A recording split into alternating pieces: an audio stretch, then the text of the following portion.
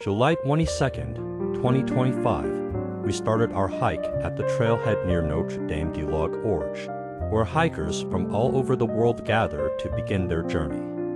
Carrying heavy backpacks about 30 pounds each, we trekked 7 miles and climbed nearly 5,000 feet to reach a tough and demanding hike. But the reward was unforgettable, a sky painted with brilliant sunset colors, waves of white clouds rolling below us, and the cool, crisp air of the high mountains.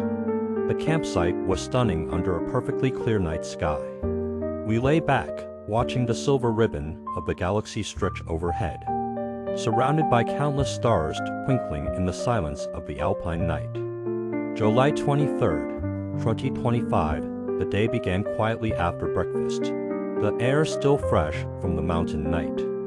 We set off downhill, winding 3.5 miles through alpine meadows and rocky paths, losing 2,850 feet of elevation before reaching the small hamlet of La Ville des Glaciers. From there, the trail turned skyward again, climbing 2,400 feet toward the French-Italy border. Each step brought broader views, jagged peaks, drifting clouds, and the silent sweep of glaciers. Crossing into Italy felt like stepping into another chapter of the Alps. A long descent brought us to Refugio Elisabetta, our day's first major stop after roughly 10 miles of hiking. The morning sunshine had vanished. By late afternoon, the sky darkened. Rain lashed the slopes, and distant rumbles of thunder echoed through the valley. Because of the storm and limited beds, part of our team stayed at Elisabetta, while the rest pressed on to more miles to Refugio Como, pushing through rain and mist.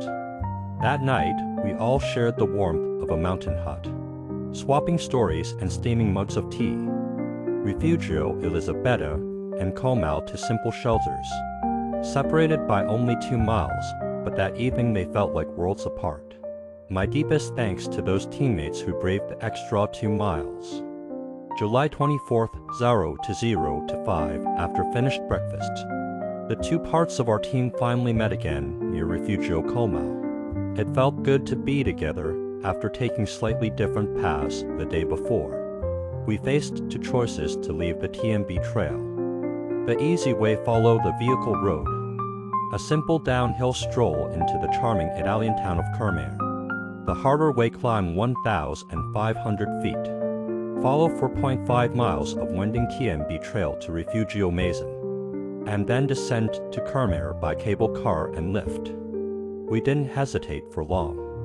The second option promised sweeping glacier views draped around wood worth every uphill step. The trail unfolded like a balcony over the Alps, each turn revealing another glacier shimmering under the summer sun. For travelers short on time, we'd suggest savoring just 3 days on the TMB. Choose the most scenic stretches, stage 2, for example, and let them imprint their magic on you. Then, save the rest of your days for exploring other treasures in Italy, France, and Switzerland.